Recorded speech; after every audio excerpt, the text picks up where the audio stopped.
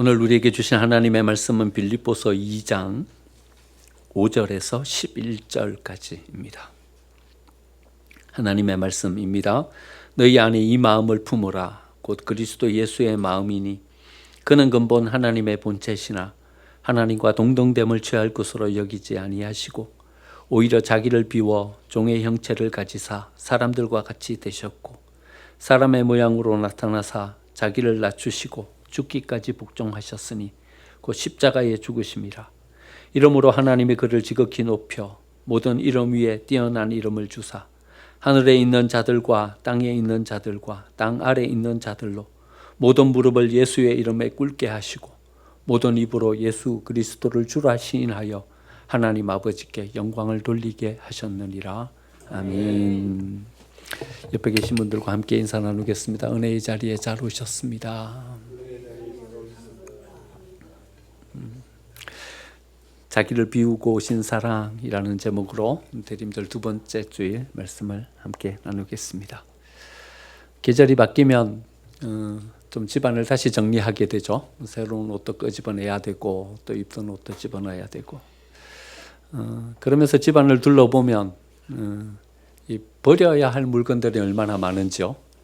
이것도 버려야 되고 저것도 버려야 되고 옷장에는 옷이 꽉 차 있는데 가만히 보면 입을 옷은 하나도 없고 그렇습니다. 왜 그렇습니까? 비워내지 못해서 그렇습니다. 언젠가는 쓸 거야, 언젠가는 입을 거야 이래 생각합니다. 그런데 대부분 보면 그 언젠가는 안 옵니다. 계속 짐으로 남아있고 또 이사 갈 때 또 여전히 또 짐이 되고 그렇습니다. 우리의 마음도 우리의 생각도 비워내면 간편하고 수월한데 우리의 마음을 비워내기가 우리의 생각을 비워내기가 참 힘들고 어려운 것 같습니다. 아낌없이 주는 나무라는 책이 있습니다. 미국의 작가 실버스타인이 1964년도에 그려낸 동화책인데 여전히 지금도 여러 사람에게 읽히면서 감동을 줍니다. 한 소년과 나무에 대한 이야기입니다. 소년은 어린 시절 그 나무에서 같이 장난치고 놀면서 때로는 그 그늘에서 낮잠을 자면서 그래 지냅니다. 근데 소년이 성장하면서 그의 관심이 관계에서 소유로 바뀝니다. 그래서 소년이 돈이 필요해지게 됩니다. 돈이 필요해지자 그 나무는 모든 열매를 다 떨어서 그 소년에게 줍니다. 그리고 그 소년의 필요를 채워줍니다. 소년이 좀 더 자라서 이제는 집이 필요하게 되었습니다. 그러자 그 나무는 모든 가지를 다 잘라서 집을 지으라고 집을 짓게 해줍니다. 또 한참 뒤에 소년은 여행을 가려고 배를 만들려고 합니다. 배를 만들려고 하니까 그 나무는 자기의 몸뚱치를 잘라서 배를 만들라고 내어줍니다. 그리고 한동안 소년은 오질 않습니다. 한참 시간이 많이 지난 다음에 소년은 이제 노인이 되어가지고 다시 그 나무에게로 돌아옵니다. 나무는 그 소년을 반갑게 맞아주면서 하지만 더 이상 줄 것이 없어서 소년에게 미안해 합니다. 더 이상 줄 것이 없다 이제 나에게. 그때 소년도 그 나무에게 이야기합니다. 이젠 더 이상 그런 것들은 필요 없어. 나에게 필요한 것은 좀 쉴 수 있는 공간이야. 그랬더니 그 나무는 자기 몸뚱치를 내어주면서 그루터기에 걸터 앉아서 노인이 다 된 그 소년이 쉴 수 있게 자기를 내어줍니다. 이 동화는요, 우리에게 이 두 가지의 어떤 의미를 주고 있다 생각합니다. 하나는 아낌없이 주는 은혜가 있다는 거죠. 우리 부모님의 은혜, 또 우리 가족들이 우리에게 베풀어 주시는 은혜, 아낌없이 우리에게 모든 것을 내어주는 그런 사랑입니다. 근데 또 한 가지를 우리에게 이렇게 암시해 줍니다. 우리의 욕망은 무엇으로도 채울 수 없는 어떤 그런 욕망을 가진 존재로 우리가 이 세상의 삶을 살아가고 있다는 것을 우리에게 보여줍니다. 우리에게 오신 예수님은 이 나무보다도 더 우리에게 아낌없이 모든 것을 주시기 위해서 이 세상에 오십니다. 그런데 그 한켠에 그 소년이 보여주고 있는 표상처럼 우리의 삶은 끊임없이 하나님께 무언가를 요구하고서는 욕구 가운데 붙잡혀 있는 우리의 삶의 모습을 보여주고 있습니다. 예수님의 오심은 자기를 비우는 희생과 섬김, 그것을 완성시키기 위해서 이 세상에 오십니다. 영광의 자리를 포기하고 자기를 비워 종의 형체를 가지셨다. 이렇게 표현하고 있습니다. 6절, 자기를 비우셨다. 자기를 비우셨다. 자기를 비우심으로 이 세상에 사람의 몸을 입고 이 세상에 우리에게로 오셨다 말씀하십니다. 소년과 나무의 관계처럼 어쩌면 예수님은 자기를 비워 모든 것을 내어주시는 것이 존재의 목적이 되는 삶, 그 삶을 우리에게 보여주시면서 그 삶을 살아가십니다. 그런데 예수님은 본래 창조주 하나님이셨습니다. 하나님께서 천지를 지으셨을 때 말씀으로 세상을 지으십니다. 그런데 이 말씀, 로고스가 바로 예수님이십니다. 그러니까 이 세계 모든 창조의 질서, 그 질서가 바로 예수님이십니다. 이 세상 모든 것들이 움직이는 원리, 그것이 바로 예수님이십니다. 예수님은 만유 위에 계신 분이시고 만유를 통치하시는 주권자이십니다. 그럼에도 불구하고 예수님은 자기를 비워내시고 자기가 창조주이신 것, 모든 것의 원리이시고 주권자 되신 그것을 비워내시고 오히려 사람의 몸을 입고 이 세상에 오십니다. 예수님이 이 세상에 오신 것은 대통령이 일일 체험으로 말단 공무원 한번 체험해보는 이런 체험이 아닙니다. 왕이 평상복을 입고 하루 정도 민정을 실찰하러 나아가는 일일 체험 정도의 이런 체험이 아닙니다. 예수님이 이 세상에 오시는 것은요, 자기를 희생의 제물로 내어주시기 위해서 오십니다. 아픔을 각오하시고 손해보는 것을 각오하시고 이 세상에 오십니다. 8절, 사람의 모양으로 나타나사 자기를 낮추시고 어디까지요? 죽기까지 복종하셨으니 그 십자가에 죽으심이라. 자기의 몸통을 잘라 배를 만들라고 소년에게 내어준 그 나무처럼 예수님은 아낌없이 우리에게 모든 것을 내어주시기 위해서 이 세상에 오셨습니다. 하지만 예수님의 삶을 가만히 살펴보면 예수님이 자기를 비우시고 내어주시는 것은 연약함이 아니라 예수님이 가지신 가장 강력한 능력의 표현임을 우리는 보게 됩니다.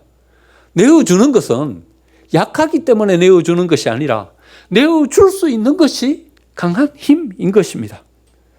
공생애를 시작하는 예수님에게 사탄은 시험을 합니다. 돌로 떡을 만들어 먹으라 시험합니다. 근데 우리는 생각하기에 여러분, 돌로 떡을 만들어 먹는 것이 얼마나 큰 능력입니까? 얼마나 큰 힘입니까? 그래서 우리는 이런 힘을 가지려고 합니다. 아무것도 없는 무에서 뭔가를 이룩하고 뭔가를 세워가는 그런 인생을 살아가려고 합니다. 그런 인생이 능력 있는 인생이고 그런 인생이 힘 있는 인생이라고 생각합니다. 근데 예수님은 우리에게 또 다른 힘을 보여주십니다. 그 힘은 힘이 자기 자신을 향하지 않도록 그 힘을 통제하면서 오히려 그 힘을 다른 사람에게로 흘러갈 수 있도록 만들어주시는 또 다른 힘의 능력을 우리에게 보여주고 계십니다. 사탄은 두 번째로 예수님을 성전 꼭대기에 높이 세우십니다. 그리고는 성전 꼭대기에서 뛰어내리라고, 천사가 와서 그 발을 받아주면 모든 사람들과 구분되는 뛰어난 능력을 가진 예수님으로 사람들이 추앙하고 받들지 않겠냐고 그렇게 하라고 예수님을 부추깁니다. 그런데 예수님이 우리에게 보여주시는 힘은요, 낮은 곳으로 내려가는 것입니다.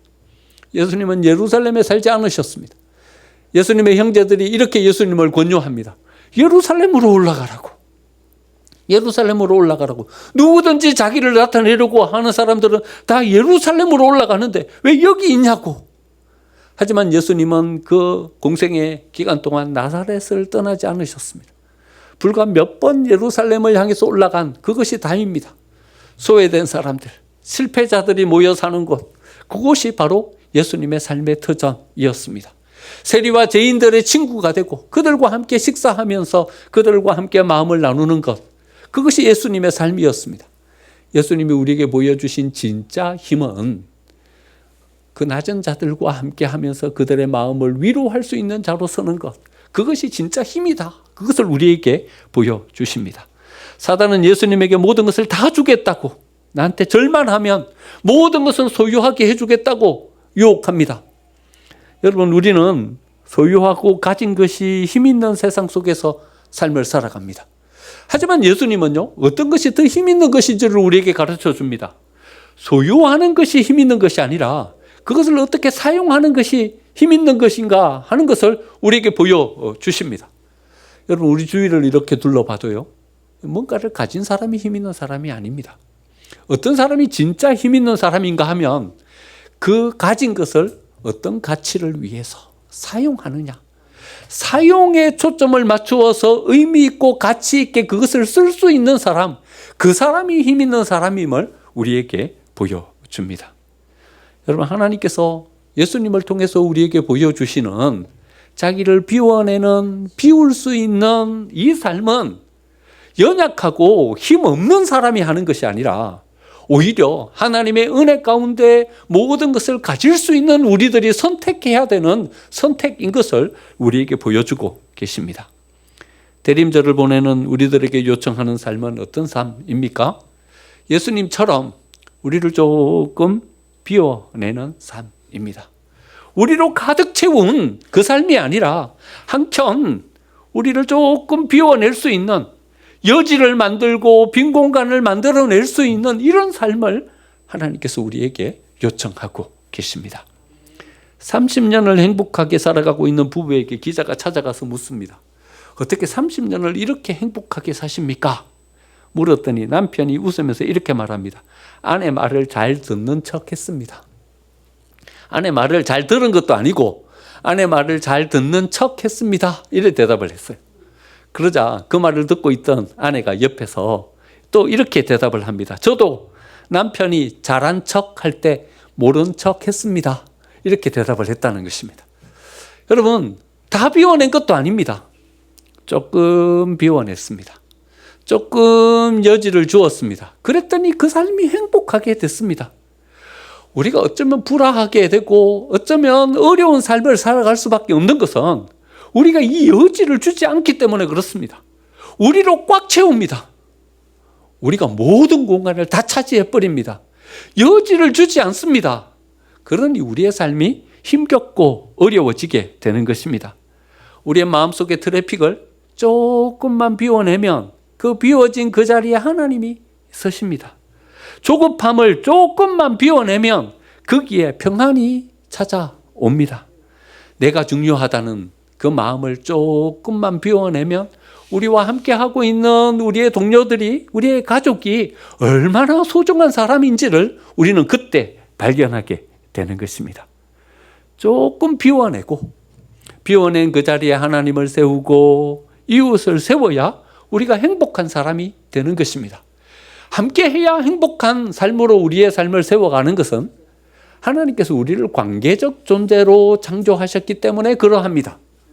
여러분, 우리는 관계적 존재로 이 세상의 삶을 살아갑니다. 어떤 관계입니까?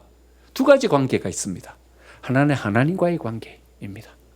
하나님은 우리를 지으실 때요, 하나님과 관계 속에 있는 존재로 우리를 지으십니다. 여러분, 아담을 어떻게 지으십니까? 아담은 스스로 있는 존재가 아니라 하나님에 의해서 지어진 존재입니다. 아담에게 생기를 불어넣으실 때, 생명이 있게 하실 때 어떻게 생명이 있게 하십니까? 하나님이 자기를 비워서 그 코에 후 하고 루아흐, 하나님의 이 성령을 불어넣으시니까 아담이 생명이 되었습니다. 하나님이 자기를 비워서 아담에게 그 존귀함을 넣어주십니다. 그랬더니 모든 피조물보다도 존귀한 피조물로 아담이 서게 됩니다. 종국에는 하나님께서 자기를 비워 십자가 위에서 자기의 생명을 내어주신 그 생명으로 모든 인류가 다시 살아나게 됩니다. 여러분, 하나님과의 관계를 떼어내고 우리의 삶을 세우는 것이 가능합니까? 여러분, 하나님과의 관계를 끊고서 우리의 삶은 세워갈 수 없다는 것을 우리는 꼭 기억해야 합니다. 두 번째 관계는 어떤 관계입니까? 이웃과의 관계입니다.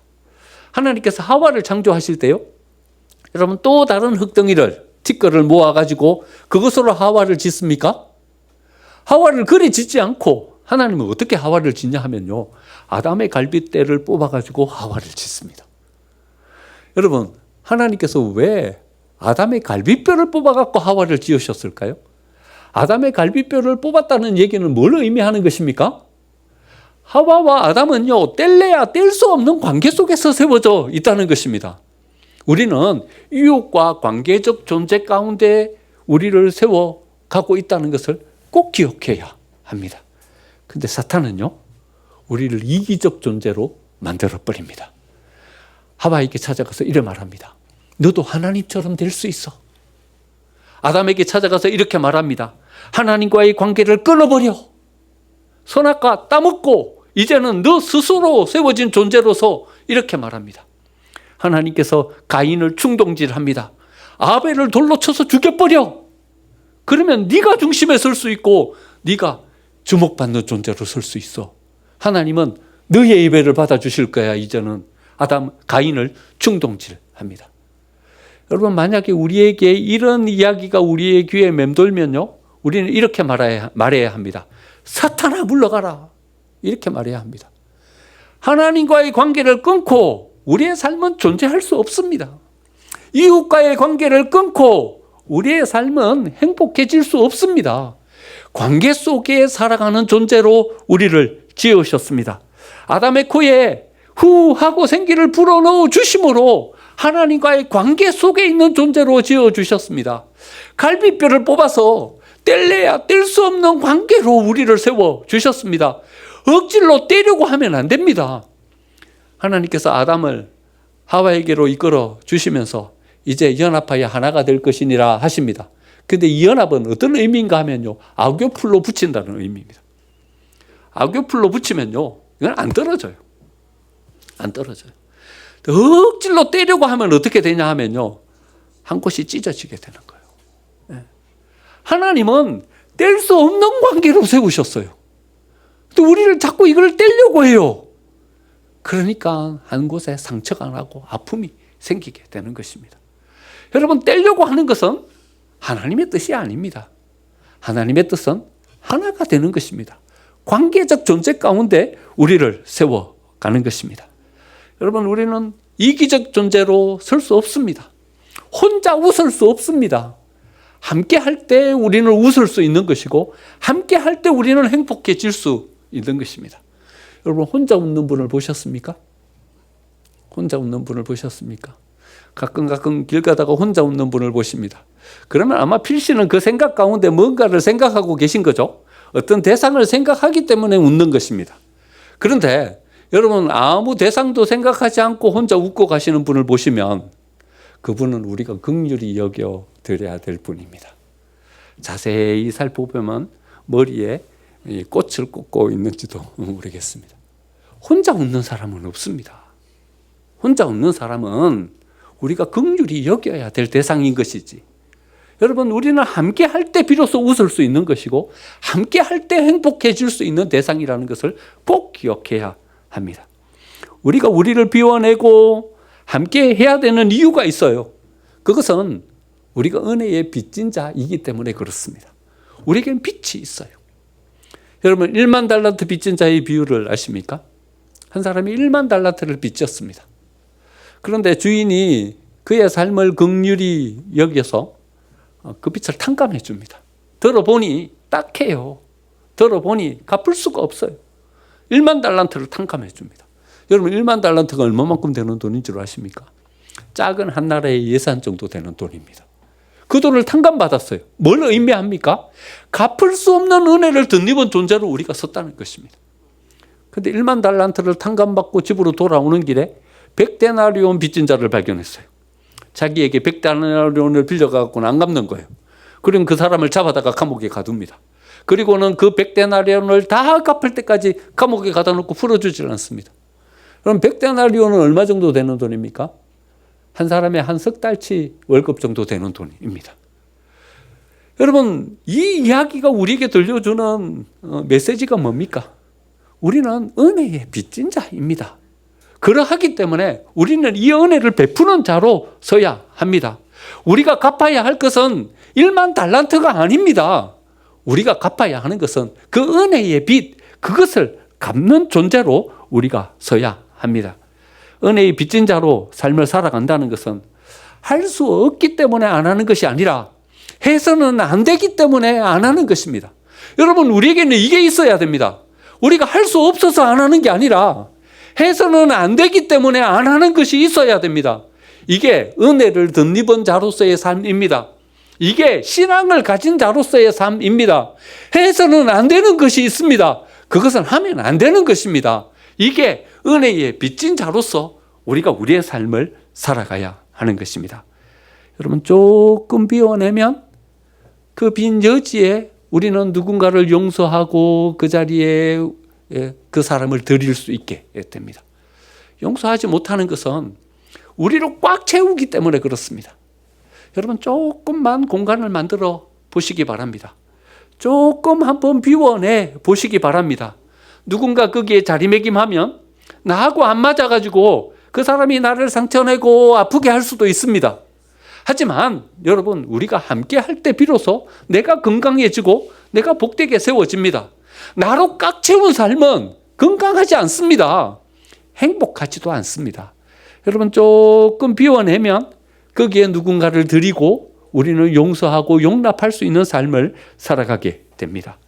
한 집회에서 목사님이 미워하는 사람이 한 사람도 없는 사람이 있습니까?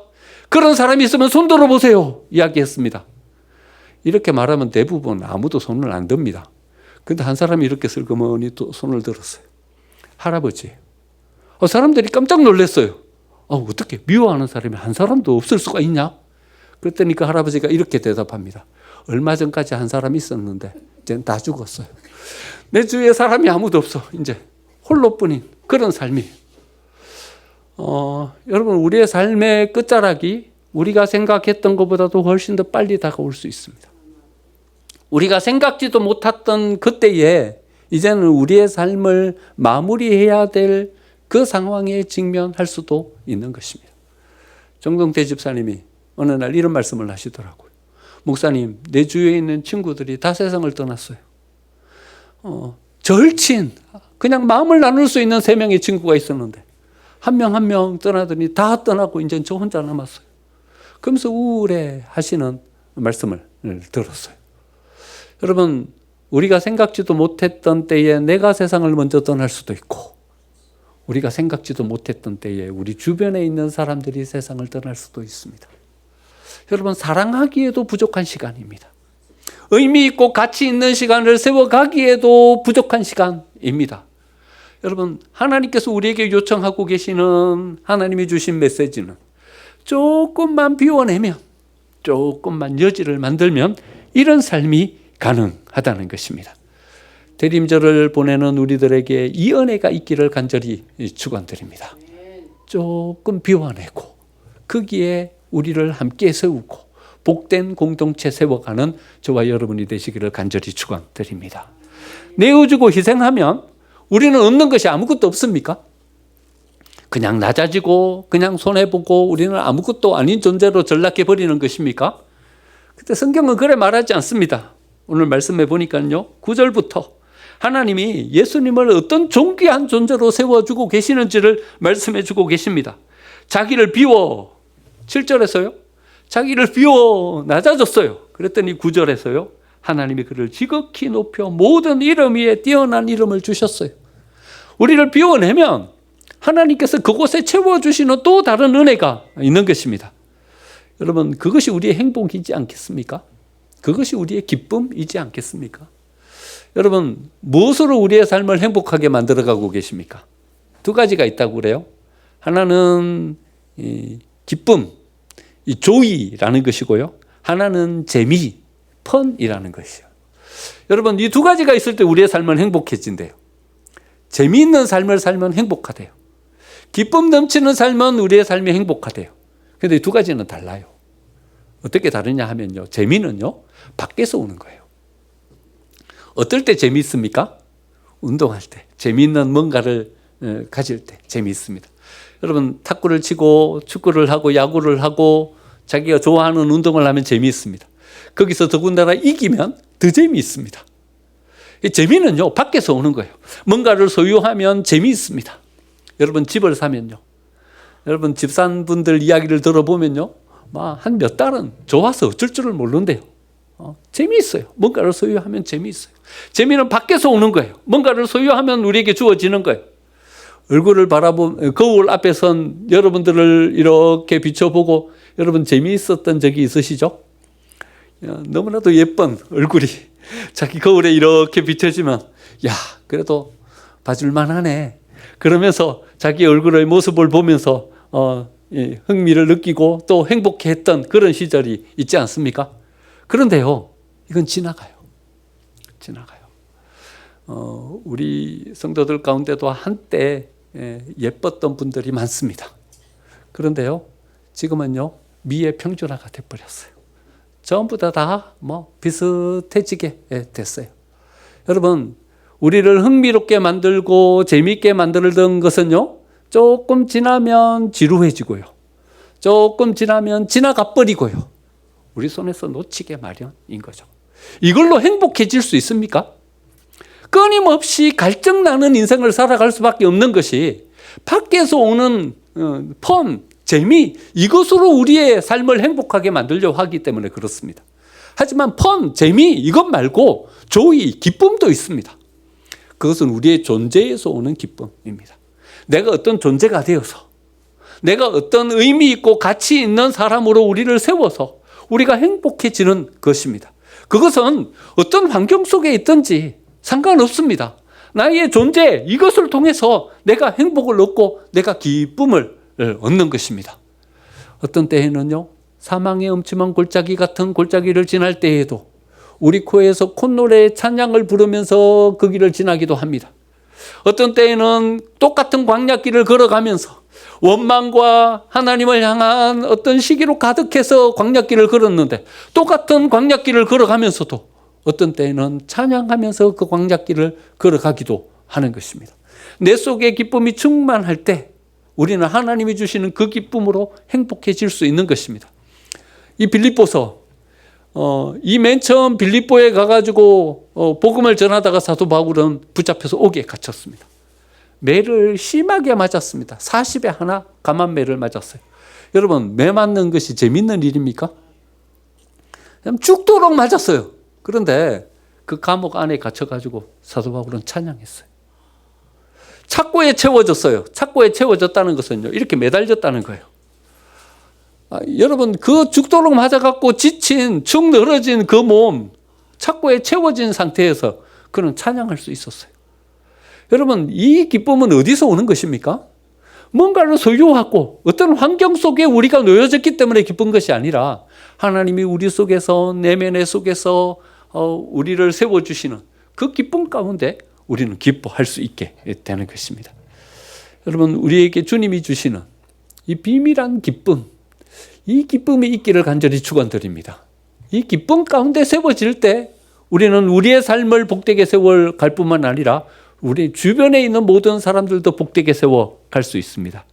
나다나엘 호손이 쓴 주원글씨라는 소설이 있습니다. 퓨리탄 이 청교도들이 미국으로 건너가서 삶을 시작할 그 시대적 배경을 가지고 있습니다. 여러분, 그들이 메인플라워를 타고 왜 이 대륙을 건너서 미국으로 건너갔습니까? 신앙을 제대로 세워보려고. 거기 가가지고 정말 하나님 앞에 흠도 티도 없는 그런 신앙의 삶으로 자기의 삶을 세워가려고 거기로 건너갔습니다. 그래서 사람들은 최선을 다해서 하나님을 섬기고 교회를 세우고 신앙을 세워갑니다. 그런데 이런 때에 젊고 아름다운 헤스터라는 한 여자가 결혼을 하지 않았는데 아기를 가지게 됩니다. 여러분, 이런 퓨리탄들의 삶 가운데서 헤스터를 어떻게 용납할 수 있을까요? 받아들일 수가 없는 거예요. 우리가 여기 어떻게 왔는데, 얼마나 수많은 사람들의 목숨의 대가를 치르고 우리가 겨우 여기에 섰는데 여기에서 어떻게 이런 짓을 벌일 수 있냐. 사람들은 헤스터를 용납하고 수용할 수가 없었어요.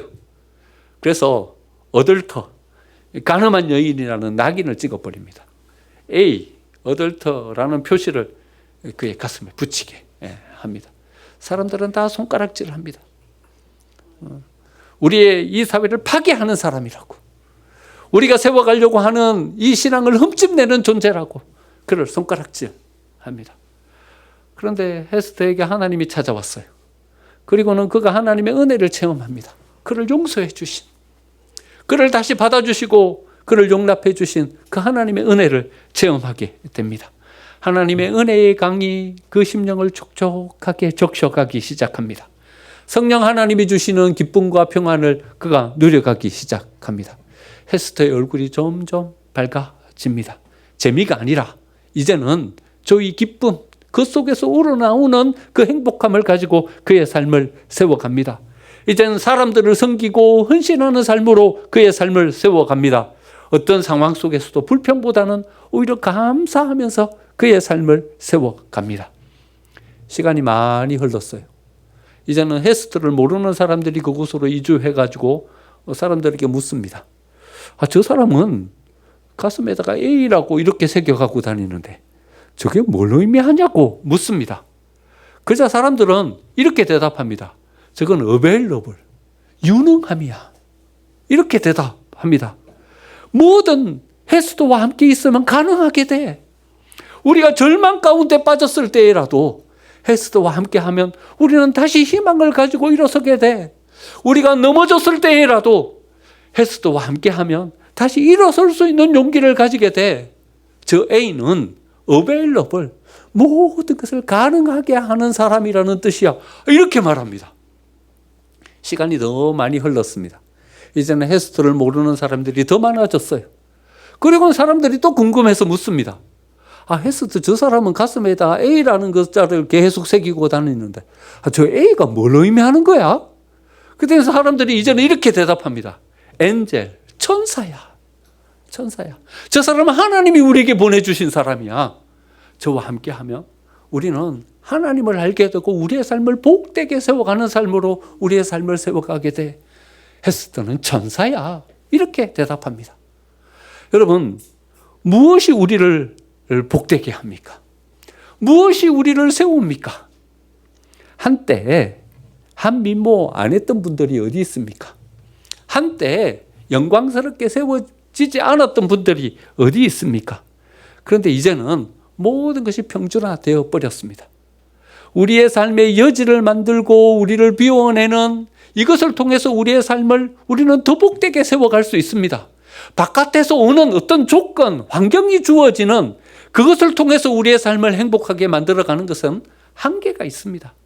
하지만 우리 속에서 주어지는 하나님이 주시는 은혜, 그것을 붙잡으면 우리는 더 복되고 더 행복한 삶을 우리가 살아낼 수 있게 되는 것입니다.